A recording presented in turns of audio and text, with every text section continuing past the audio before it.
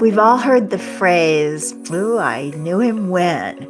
Well, I feel like when you really know somebody when they're starting out and then their career becomes illustrious, it's rather amazing to get to say, "Wow, I knew him when." And that's something I can say today about our luminous guest, and you're going to love this.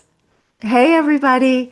I am Victoria Moran, and I welcome you to the Main Street Vegan podcast. And that luminary that I have known for a very, very, very long time is none other than Dr. Joel Fuhrman. When I met Dr. Fuhrman, he was in medical school, and that was so unusual because all of us that were in the vegetarian, vegan, plant-based kind of thing didn't have many medical doctors in our midst, and it took a lot of courage, I think, for young Joel Fuhrman, an ice skater, athlete, to say whatever it takes, whatever they argue with me, I'm going to make it through medical school and go out and change the world. And he really has done that. So for the one person on earth who maybe doesn't know about Dr. Joel Fuhrman, I'll give you a little bit of intro, but he really does need no introduction. Dr. Fuhrman is a board certified family physician, 7-time New York Times best-selling author, an internationally recognized expert on nutrition and natural healing. He coined the term Nutritarian to describe a nutrient-dense eating style designed to prevent cancer, slow aging, and extend lifespan. And he has so much new good stuff coming up. A new clinic opening in San Diego and so much more. Welcome, welcome to the program, Dr. Fuhrman. Oh, thank you so much. That was so sweet of you to and Well, I mean, so I important. remember very clearly. You were part of the what's now the National Health Association. It was then the American Natural Hygiene Society, and there were young people looking at careers in health, and most of them were doing chiropractic or something of that nature because it just seemed like the medical world was not interested in taking a more natural approach. And you were just so brave and such a trailblazer to do that. What was it like going to medical school back in the day when you had these other ideas? Um, I like medical school, you know, because what we learned in medical school supported my decision to become a doctor specializing in lifestyle medicine and nutritional therapies, because the science supports that diseases have causes and that inflammation is a result of, chemical compounds and immune dysfunction that has its root in nutritional causes. So I would say conventional medical care doesn't align with basic sciences, but lifestyle medicine does. It's better aligned with what you learn the first 2 years of medical school, number one.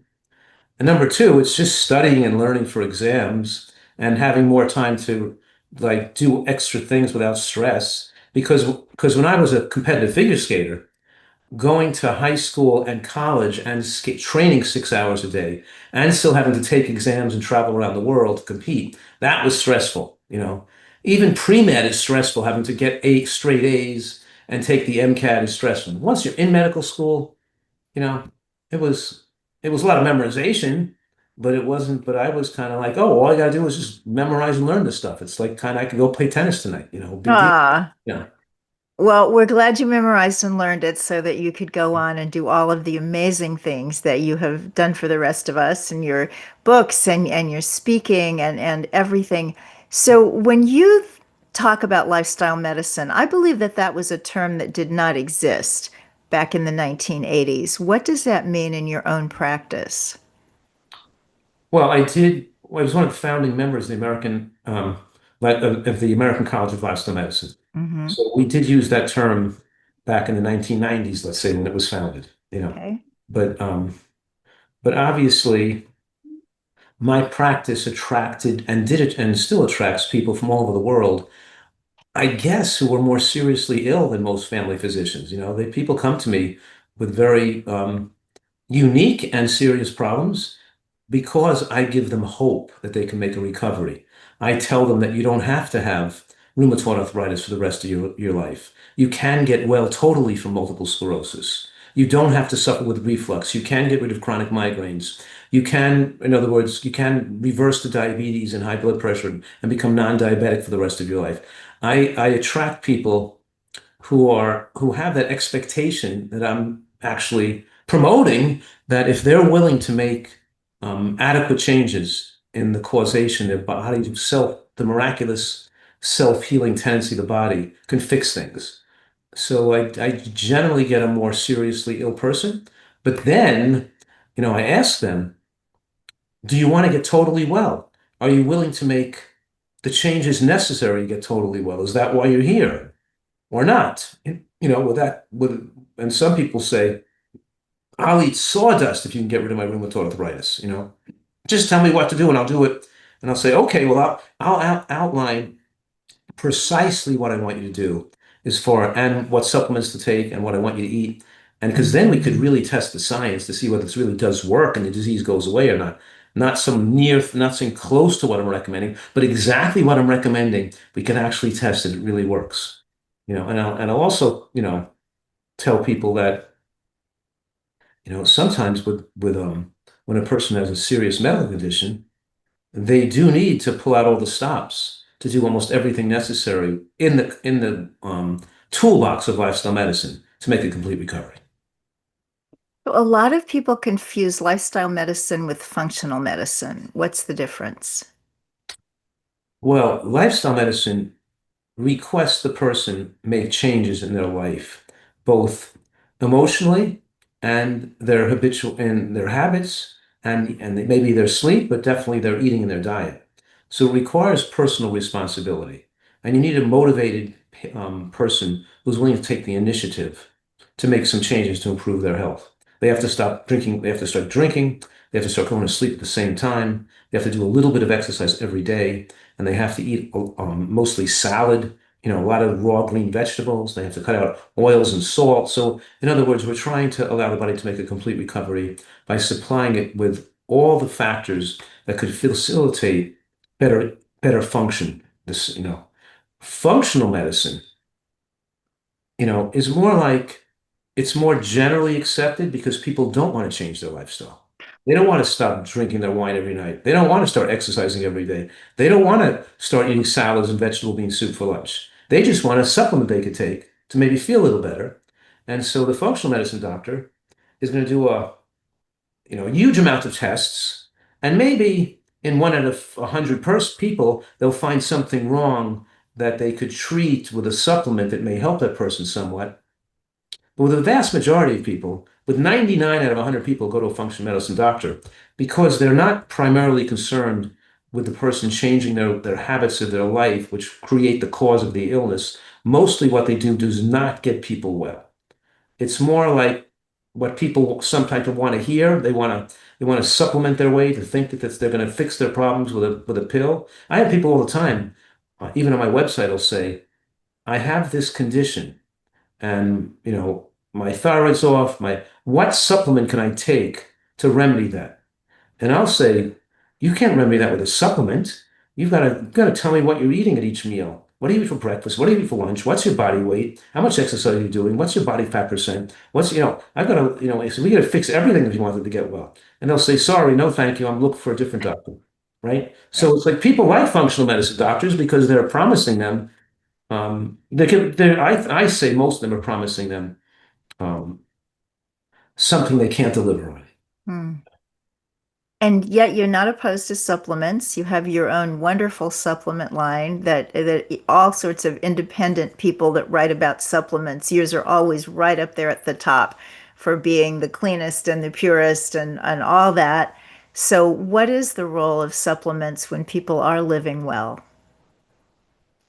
Well, first of all, mostly what I advocate, and I know you do too, is that people go to a diet that's either totally vegan or mostly vegan, right?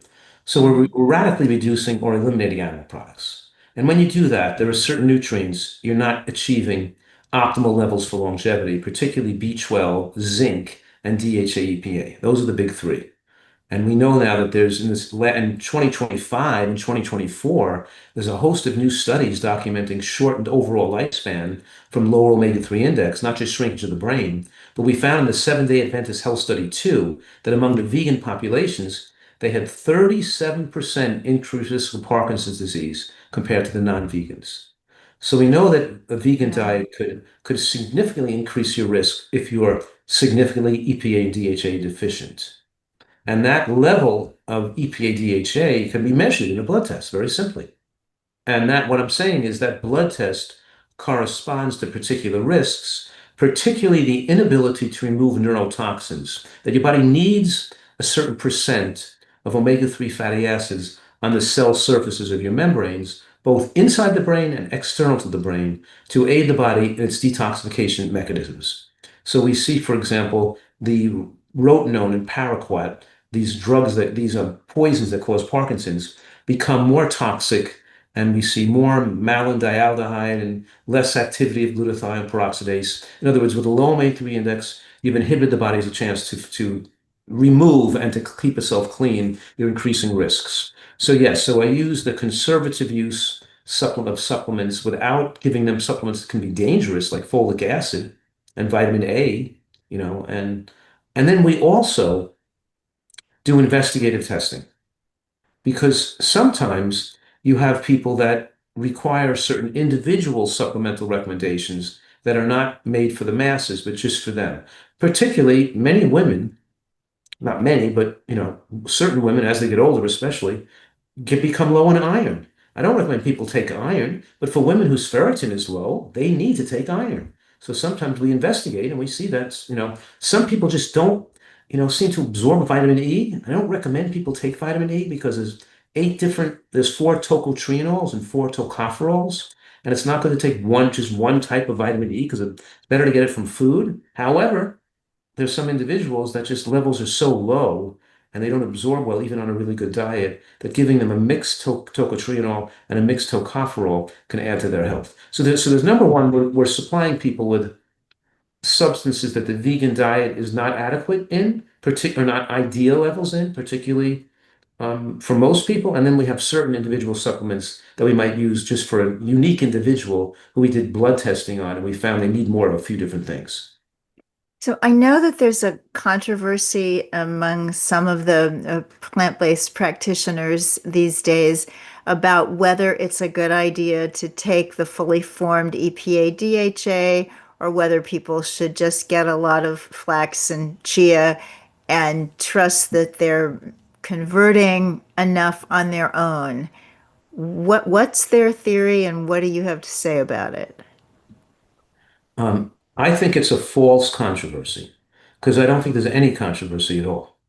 And I think the people who are creating a controversy and trying to induce a fear of taking extra exogenous EPA and DHA, I think that labels a person with a poor ability to review the scientific literature and weigh evidence. So it puts into question this person as a trustful source of health information to me. Completely distrust them now. Because, for me, for example, I have a full-time PhD nutrition researcher who works for me, has worked for me for 15 years. Full-time, Dina Ferrari.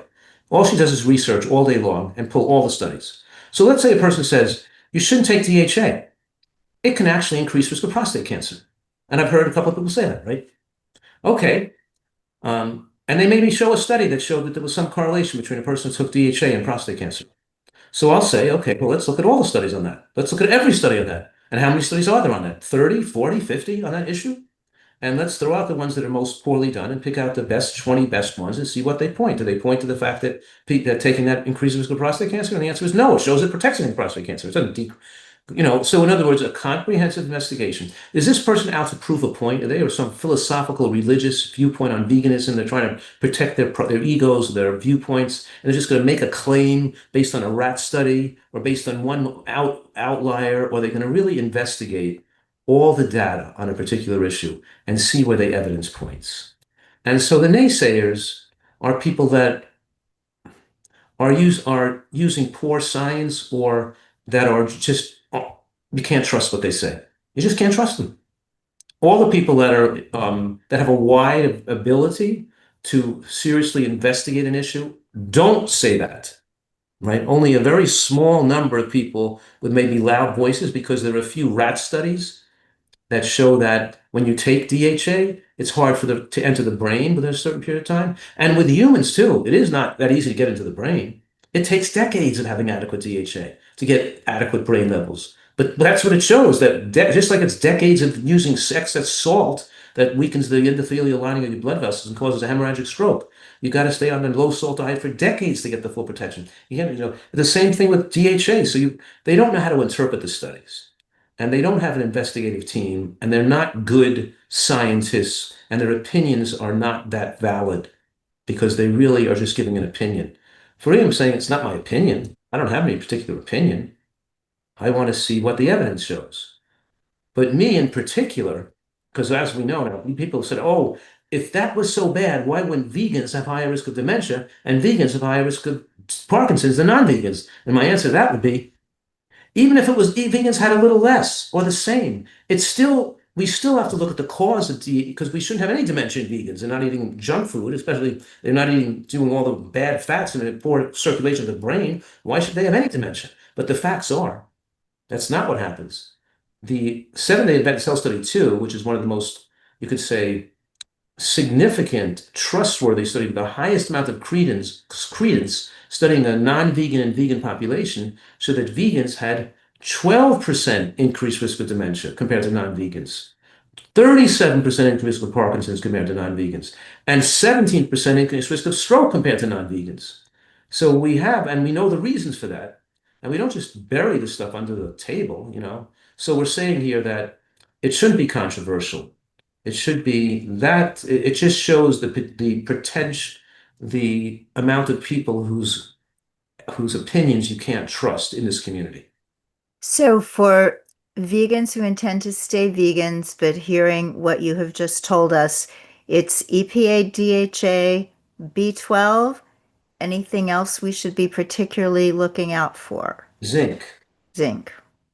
And let me say this, there was a study that showed that the best long-term outcomes with protection against neurologic illness in later life was adjusting the EPA DHA to a personalized level, to personalized levels, not giving everybody the same thing as just one, because some people don't need any, or some people need more, and some people need a lot. And I've experienced this every single day. I have a person today who I was just experiencing who takes it, and whose levels were so low, in spite of taking a relatively, you could say, a certainly adequate dose, and her levels were so low that she has neurologic problems, or she has certain problems that we're detecting with certain tests.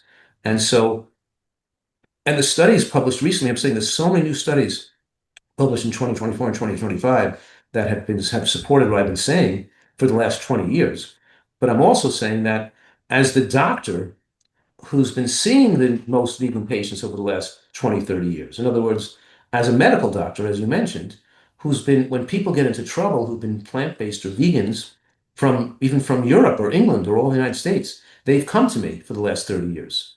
And I've been able to investigate and do blood tests, and I've been seeing the higher risks of neurologic issues in later life vegans as they age. And we know in the American Natural Hygiene Society, which you and I were both involved with when we were young, Mhm. um, had Dr. Shelton had Parkinson's, and Dr. Sidwell got Parkinson's, and Dr. Burton got Parkinson's, and other people there whose names I'm not supposed to mention got Parkinson's, and and Dr. Vetrano got dementia, so we know that there was the issue there of that people who weren't, because the other part of the plant-based community will say, oh, those are junk food vegans. If they had that, they were junk. No, it's not just Yeah. junk food vegans. It's not caused by, true, an unhealthy vegan diet is better, is more Parkinson, is more dangerous than a healthy vegan diet, true, but these were people on healthy vegan diets who still develop these issues, and it's due to DHA deficiency, and you have to accept reality. So before we leave supplements, I want to ask you about calcium supplementations. I think that's another one where there's controversy, whether you should take none at all, whether you should take a huge amount, particularly women over past menopause. And I believe your idea is a moderate supplementation along with a nutritarian diet. Yeah, if a person is larger and has a larger caloric window, some people need more calories, some people need less calories, right?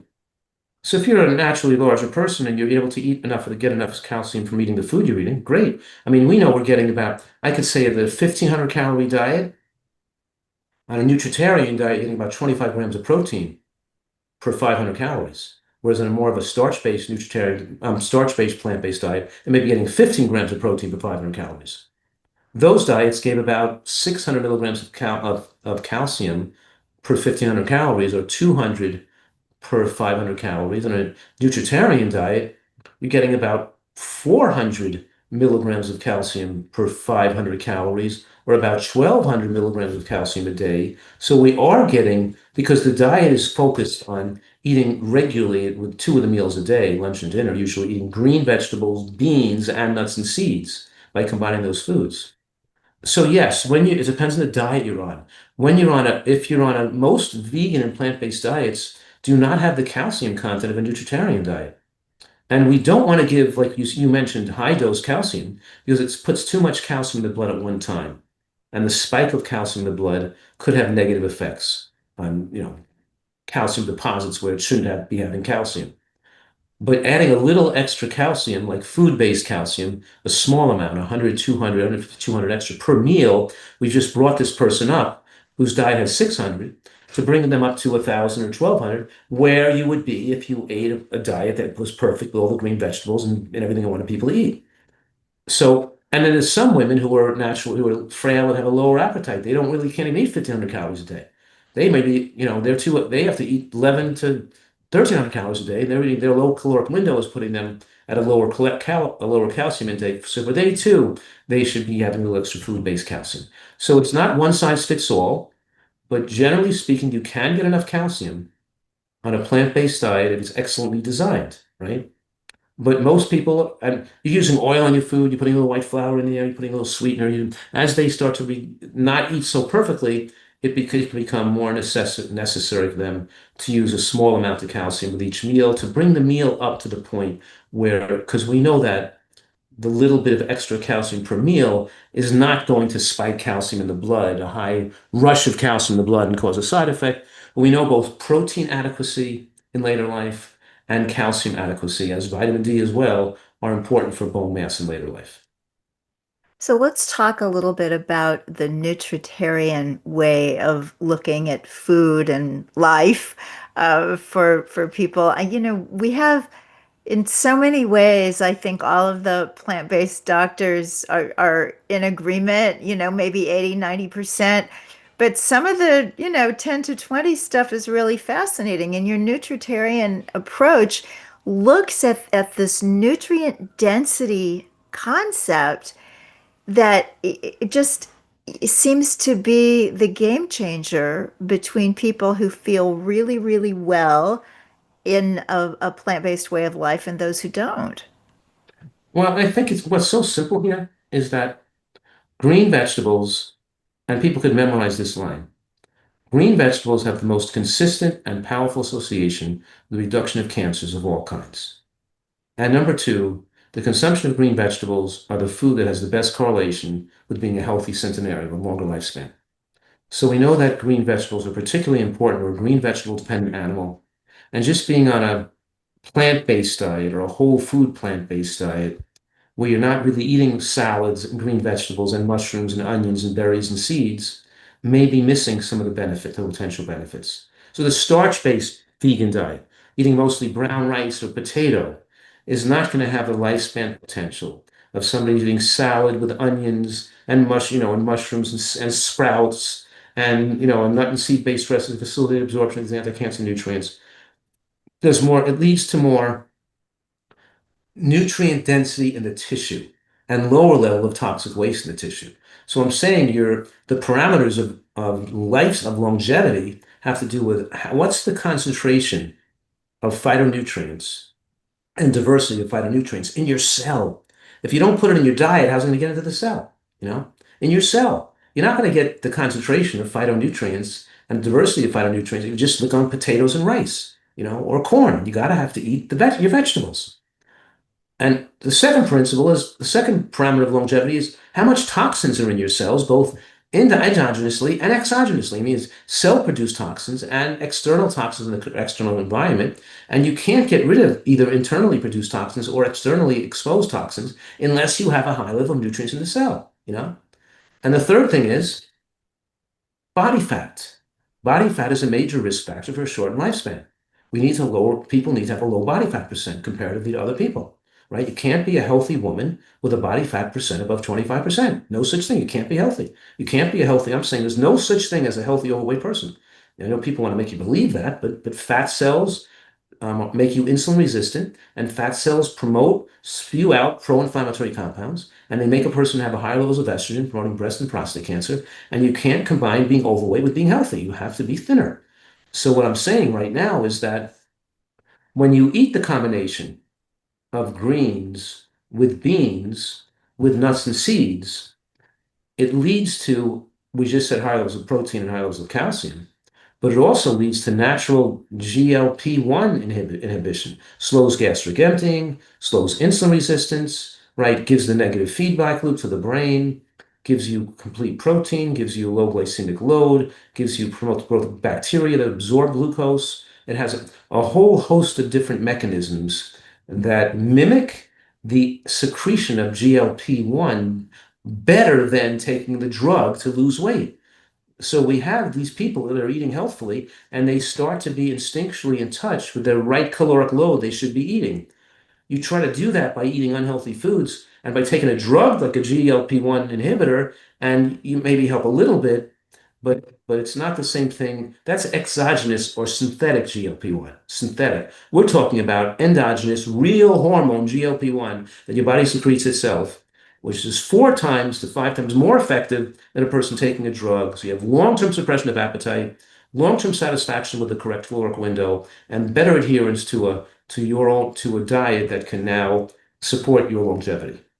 So you mentioned nuts and seeds, and I know seeds are among your G bombs, which we'll just say them because that's so helpful. Greens, beans, onions, mushrooms, berries, and seeds.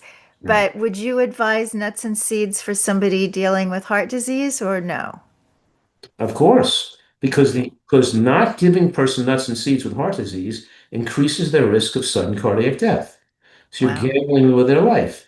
And I promoted a study with 50 references showing that you need fat to prevent cardiac arrhythmias, and that in the Seven-Day Adventist Health Study 2, those individuals in the highest quintile of nut and seed consumption, consuming more than an ounce and a half a day, had a 40% lower risk of cardiovascular death than the people in the lowest quintile of less than half an ounce a day.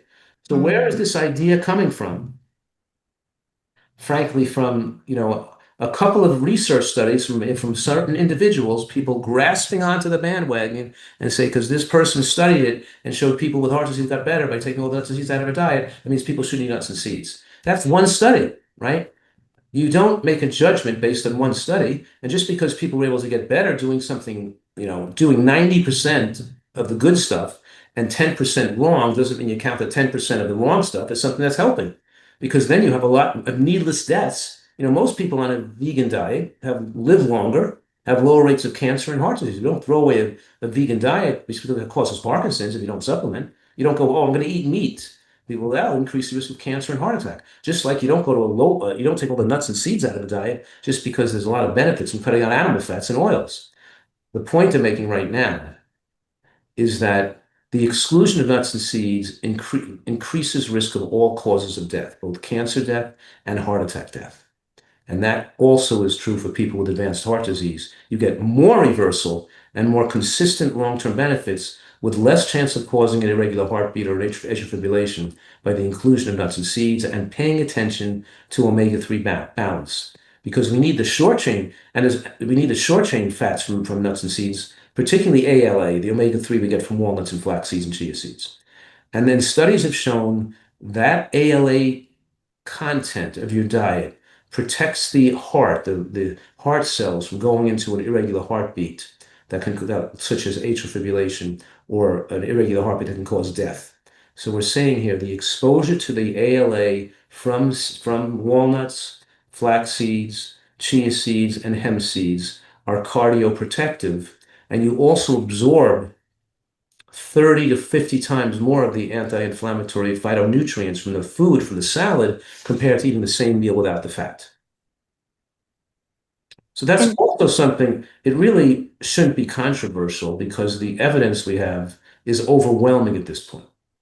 I think people are confused if nuts are so good and oil is so bad, and you look at your jar of tahini and you're going to make the salad dressing from the oil-free cookbook, but that tahini is separated. There's all that oil on the top. So you stir it back in and you use it in your salad dressing, but that oil is still there. So why is that oil so terrible if you just scoop it off the top, but it's fine if you stir it in?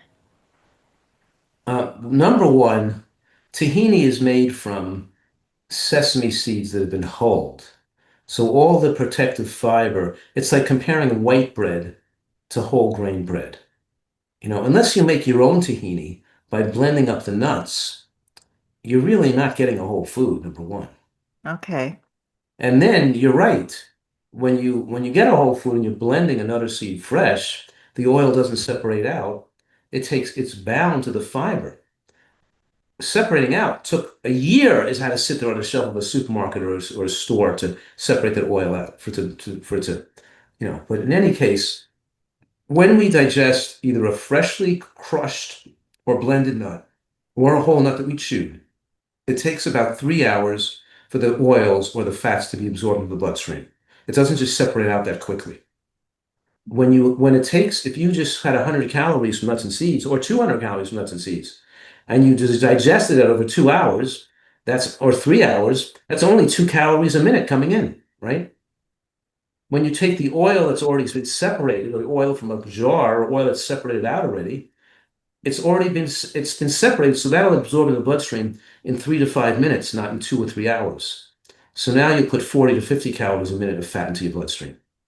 So I'm saying here that the neurometabolic feedback loop that hits the brain with a surge of calories in the blood that I call the caloric rush makes people into food addicts, and it changes the neuroplasticity of the brain, and it makes you dopamine resistant, and it makes you now desirous of more calories because you're constantly hitting the brain with a surge of calories that can't be duplicated unless you ate processed foods, high glycemic carbohydrates, or oils or animal fats. You can't put 1,000 calories or 500 calories in the blood. You only put a little calories of fat in the blood when you eat nuts and seeds. It's just absorbed too damn slowly to get the spike of calories up there. Mm. Your body can preferentially burn it for energy and not stimulate the neurometabolic feedback loop. What I'm saying here is that the glycemic load is the sugar in your blood after a meal, right? And the lipemic load is the fat in the blood after the meal. And it's the glycemic load plus the lipemic load, those two added together, that gives you the caloric rush, the overall major source of caloric surge into the bloodstream after a meal. And it's the caloric surge after the meal that makes a person makes them desirous of more calories that are now no longer in their caloric window. You're not even satisfied in your caloric window anymore. You habituate to, and you're only satisfied if you duplicate the surge of calories. So you have a salad and a bowl of vegetable bean soup and a mango, and you're not satisfied. I gotta have some French fries. I gotta have a soda. I gotta have a hot dog. I gotta have a chocolate bar. I gotta have something sweeter, more juice, more oily, grease. I gotta get some calories in the blood. I feel empty. I feel like I ate a salad and a bowl of vegetables. I feel like I haven't even eaten. So it's the major factor behind food craving. So that question you asked me, I answered it, and you could have asked me, what's the major cause of food craving? And that would have been the same answer. That's the answer for the major cause of food craving, the question you just asked me. You know what I mean? I do. Hmm. Interesting. Now, something that you were talking about a lot, maybe a year or so ago, maybe that was just because that was what people were asking you at that time. But you have such good information about osteopenia, osteoporosis, which is something that worries so many women. So, what is your take on bones? Yes, it's very important because here's my point. I'm very against the drugs people take with osteoporosis. That's the main point. The main message is the drugs are too dangerous. They shouldn't be on the market. Now, if I'm saying to women, don't treat it with drugs, then what am I saying do when you have weak bones? I'm saying you got to build strong bones and strong muscles in the gym. Number one, we use a vibration plate. We use exercises, and they take old women and people with osteoporosis, and they're afraid to have them skip and hop and jump. And it's the hipping and scop. It's the hipping, hopping. I'm saying hipping and scopping. It's hop, skipping. Hop, skip, and jump. Hop, skip, and jump. Woohoo! It's the hop, skip, and jump. It's like hopping on one foot, little magic jump, make the other jump rope in your hand and try to leave the ground if you can. It's like see if you can actually moving from side to side and change directions. Pick up a heavy weight and pick it up put it on a bench and lift it up 3 inches off the bench and put it back down again. Just pick it up and down 3 inches. We can even women who have high rates of weakened bones, we can still build back bone mass. And I'm also saying that the DEXA scan exposes you to radiation, and it's not as accurate as an echo light REMS. The echo light REMS, which we have in our office, is a much more accurate indicator of fragility score and of the strength of bone, both internal and external, and the risk of a bone fracture. So it gives a more accurate reading with no radiation, and then we can track whether our intervention is working to build back bone without exposing the person to radiation. And we do the test because no radiation is a safe test. We do it on kids because we can test if your kid in ballet is going to get a stress fracture of her foot like when she's got poor bone mass and when she's 12 years old or something too. We could see, but right away these kids have, or you could tell that risk of injury. Okay, and then we use a power plate, we use a vibrating plate with exercises, with what we're talking about, the type of exercises we're teaching people to build back bone. And we have a new piece of equipment, which is imported from Italy, called the Lympha, Limfa, which actually changes the electric charge on the bone. It regenerates through electromagnetic fields the growth of the osteoclasts and the alignment of this calcium channels to help rebuild bone. So we can help and we can retest the test 3 months later, 6 months later to show that what we're doing is building back new bone. So we have the ability to detect the differences much more accurately than a DEXA scan, and we can show them that we can build back bone without drugs and without taking dangerous therapies. There's a black box warning on a lot of these drugs that doctors are prescribing for osteoporosis too, for increased risk of heart attack. Jaw necrosis, mid-femur fracture, the bisphosphonates can cause atrial fibrillation. What are you taking a drug to prevent falls and you're then going to hurt your heart? And it doesn't prevent falls. It just strengthens the outer portion of the bone. The reason it doesn't prevent falls because it doesn't give you better balance, agility. So people fall sideways. They've got to practice moving sideways and changing direction. So this medical care is so geared towards the pill solution, so much so that the medical care itself is ineffective and on its foundation malpractice because you're not giving the person the informed consent they need to adequately make choices to lower their risk. You're just giving them a drug, thinking what they want to hear is to take a drug that causes other risks and dangers for the rest of their life. It's insanity. This is fascinating, and I'd love to hear you talk a little bit about medical care as it's practiced. Most people take drugs. I was on a seminar the other day because they make Medicare so complex that every year they change it and you have to learn what's different. And so the woman was giving an example of someone's standard medications and to determine what insurance would be best for that person. And she's just reading off, I think there were 8 or 9 of them, and there was no indication of, and isn't it terrible that people get to this, and how sad that someone would have 9 medications. It was just like, you got 9 medications. That's kind of average in the Medicare age group. So help us, help us, help us. How did we get to be such a drug society? I mean, my dad was a doctor, and I heard him call in prescriptions, and it was so simple. It wasn't a lot. Now, he was an osteopath, so I know, he had more of that kind of natural stuff going on too, but I'm utterly flummoxed at people seem to be taking almost as many drugs as they are eating food. And they're taking, it's crazy. They're taking like a list of 20 supplements, 10 drugs, and then it's just, it's such a crazy society we live in. How did it, what can I say except for that? Um, it's kind of like asking people to do what we want them to do. Change your life, change what you eat for breakfast, change what you eat for lunch, change what you eat for dinner, retrain the taste buds to like different flavors, retrain your recipe repertoire, and see if you can learn a whole different way of eating. For most people, that's like asking them to change their religion, right? They're raised in a certain religion, whatever their parents and their social network when they were young taught them, they believe in that social network. They have faith that their group is the right group and the other groups are the wrong group, and they become indoctrinated into their diet too.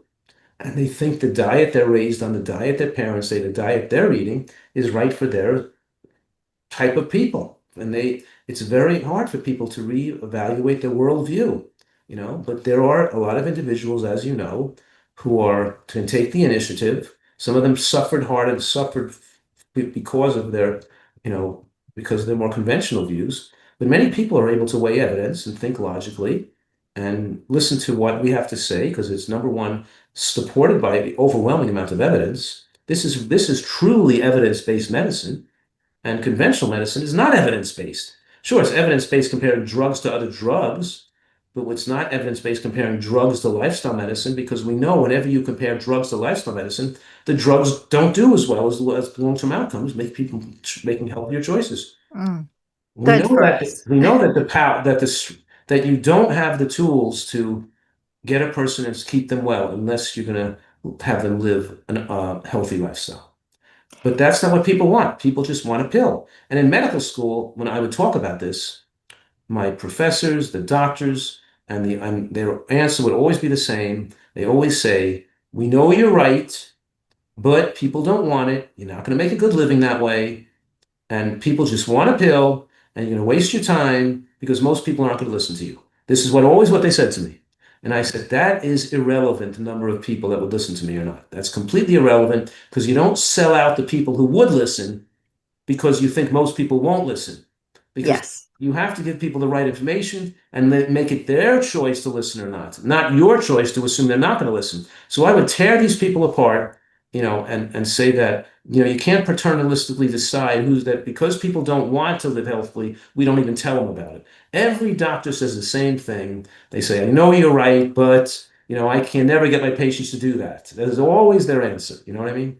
And they don't have the motivational skills. They don't have the training to educate people. They don't have they don't have this because they didn't learn those skills to to enable people to make the behavioral changes. It's a different, it's a different skill set, and they just want to do what they do because they're making a living that way, Mm, getting prescriptions. fascinating. What most people want anyway. Yeah. Well, you're doing something really exciting, Longevity RX, but it's not a pharmacy. What is it?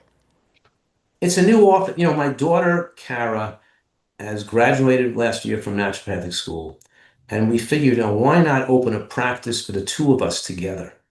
So I'm going, and so I shut down my retreat here in San Diego, and I'm opening up a practice with me and my daughter to really see if we can reach people to make, because we have high technology blood tests because the thinking is this. People come in, they're not necessarily going to listen to everything we tell them to do nutritionally, but if we could show them on these high-tech blood tests of where they have the inflammation in the brain and they have a lot of, they have certain problems in their body, we could show them how to fix that, and they're more likely to follow our nutritional recommendations, number one. Number two, we can investigate and diagnose disease before it manifests disease. And that includes cancerous changes now. We have new tests that can detect cancer, and we can get people in our anti-cancer protocol before they manifest the cancer. Number three, people are like getting mammograms, irradiating their breasts, and with dense breasts, and they're getting biopsies we're talking about misdiagnosis, overdiagnosis, and the pathologist now reading the biopsy is off 30% of the time to diagnose people with cancer who don't have cancer. All these women getting chemotherapy and radiation don't need it. So we have a new machine equipment called QT imaging, which is like an $800,000 machine, by the way. So we have a new machine called QT imaging. We mentioned the Echolite REMS for the bones, but we do breast exams and other body evaluations where we can see a woman's We can do a 3D modeling of the breast that's like 200 times more detailed than a mammogram or an MRI. We can ascertain so accurately with the AI volumetric measurement of an abnormal mass that you can see over time, maybe a scan 2 or 3 months later, you can see that mass is not growing. It's not cancer. That abnormality in the breast is just a fibroadenoma. It's just an abnormal piece of tissue. It's shrinking in size. It's not growing in size. We can actually tell it's doubling time. And we know if its doubling time is greater than 400, it's not a cancer. If it's growing time, less than 200, it's definitely a cancer. We can diagnose it. We can tell if something is cancer better than a pathologist can with a biopsy. And we don't have to put women into biopsies needlessly who don't have change in the breast that are actually changing and you can visualize the tissue in the breast because these new equipment can look at a breast with implants or dense breasts that mammogram can't see things on. So you have better accuracy, 1,000 times more data points, 240 cameras looking in different directions, no radiation, no compression of the breast. Women like the test more accurate, and then we don't have them need to, and then we can get rid of 30% of people walking around thinking they have cancer and actually having the stress in their life of being diagnosed with cancer when they don't really have a cancer. That's the Yeah. biggest problem Oh, with a conventional approach. So we're yeah. excited about what we're doing, and I'm doing it together with my daughter, and we have a great team. So we feel we're really making a huge difference, um, particularly for women, but really. And by the way, we also have this new technology that can remove osteoarthritic pain, open up the spine with spinal stenosis, repair frozen shoulder, meniscal injury to the plantar fasciitis, carpal tunnel. We have the lymph machine, which builds back bone and also gets inflammation out of the bone. And we also have the soft wave TRT, which breaks down calcifications in the joints and scar tissue and sends stem cells in the area. So we can really help joints regenerate. So when I see people all the time, they're overweight, they're sickly, their back hurts, their knee hurts, their hip hurts, and their shoulders are pain, they can't look at their neck to the side, we can get their body feeling better too. So we have My a goodness. lot of new technology, new advancements that's really are fascinating.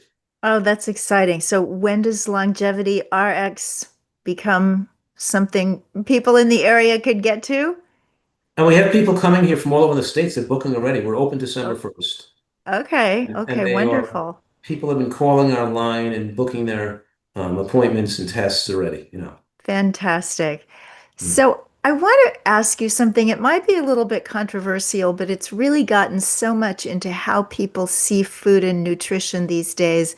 I just wanted to get your take on the MAHA thing and some of these ideas that people have that they didn't have 30 years ago about raw milk and backyard chickens and this kind of idea of going back in time to when everything was wonderful and meat was clean. Some of the ideas are good. We do want to get the chemicals out of the food and that kind of thing. But raw milk, please help. How do you see all this? Well, think about the people that go to Starbucks and other places where they take hot coffee and they pour it into a cardboard cup lined with plastic, and they're drinking down plastic in their bodies. Think of all the people that are every day exposing themselves, putting plastic, putting whatever. I mean, it's people do everything that's wrong. But yes, the studies that show that increasing amount of animal protein and animal products in a dose-dependent manner shortens lifespan, and increasing plant protein in a dose-dependent manner lengthens lifespan. We have more than 20 studies that document that. We're talking about large studies that show that we should be eating less animal products, not more. And if you don't want to be a vegan or you don't want to be a plant-based, then you still certainly should recognize that any animal product you eat should be a limited quantity, like a little condiment to flavor something. You can't just plop down a big, because you're shortening lifespan and you do that. That is really, you could say, there's a high degree of credence. And in spite of the carnivore people and the keto people and whatever they're claiming, the science doesn't support them. The science supports the heavy use of vegetation and plant foods and vegetables. That said, a lot of the people that donate, and that said, there's still an overwhelmingly powerful social movement of people wanting to eat meat and other animal products, and they feel that going to natural animal products makes them feel intellectually and psychologically better about themselves, that they're doing something not as bad as the other people eating animal products, and they blame all these studies showing the negative effects of animal products, they blame it on the way the animal is raised. But it's not true because when we look at studies done in Australia or New Zealand or South America, there's no difference in negative outcomes when people use grass-fed or pasture-fed chickens or whatever. It's still the same outcomes from a higher intake of animal products. It's just, you could say false. It's not true. But because they have a strong political powered movement, there's more funding to the politicians in the MAHA group coming from the carnivore and keto than there is from the plant-based movement. So Hmm. they have to support their constituents. So it's hard. I've been talking to people in the national level, and we formed a coalition of leaders in the plant-based movement that were basically more scientific bent. And we presented this panel to the Make America Healthy Again leaders, and they wanted to give us, and they may still give us some voice, but their overwhelming preference was to give a stronger voice to the keto and carnivore people because they donated more to their campaigns. Oh, wow. Well, you mentioned science and that that's the best place we have to look for some of this stuff. But there's not a lot of pure science coming through social media, and that seems to be where most people are getting their information. So, what would you say to people who say, well, I read or I saw or somebody posted, and they take it as truth? Can critical thinking be invited back? It's difficult. I mean, I've written 12 books, as you know, and I've, sold millions and millions of books, and a lot of people I hope have benefited from my work. But you can't change everybody. You just do the best. We all just do the best we can, and hopefully there are enough people just like who want to weigh evidence and think more logically. But a lot of people don't want to weigh evidence and think logically. They just want to maintain their held belief systems, whether it's scientific or political, right? Yeah. So there's a lot of all kinds. So we can only hope to do the best job we can to get this best and most comprehensive information out to people to help people that are possible that want to learn more. Well, thank you so much for this. And then because you mentioned your books, but I was going to ask you, this is my last question anyway. I know we're not supposed to have a favorite book, like we're not supposed to have a favorite kid, but do you have a favorite book? If somebody could only read one of the 12, what would it be? Well, it would be reading my most recent book, Eat for Life. And the reason is because it's most recent, it's got the most updated references, and it has the most references. It has more than 2,000 cited references. So every paragraph is well documented, and those references can be searched, they can be read, and whether a layperson, which we summarize what was in the chapter, or for a person who's a scholar or a doctor or a professor of nutrition, they can go into those chapters, open the references up, and see how much evidence we have for all the practical implication advised in the book. So I think it Wonderful. helps to get the most, and they can always go back if they have heart disease, read the end of heart disease, for diabetes, read the end of diabetes. One of my favorite books, which is not a New York Times bestseller, because I have 7 of my 12 books are New York Times bestsellers. One of my most favorite books is called Fast Food Genocide, because it's so interesting. And it's so fascinating about the food movement and about how food, where we got to this place in America, and how self-destructive food leads to self-destructive thinking. So it's a really interesting book, but it's not my best-selling book. And if you have just one book, they should probably read Eat for Life. Okay, but you can start with one and you might get to 12. So, Dr. Furman, thank you so much. Thank you for this time and all your wisdom and everything that you have done and continue to do for the health of everybody. So, we're going to be putting all of those URLs and information about Longevity RX and the your latest book and some of your other books in the show notes at mainstreetvegan.com, so take a look at those.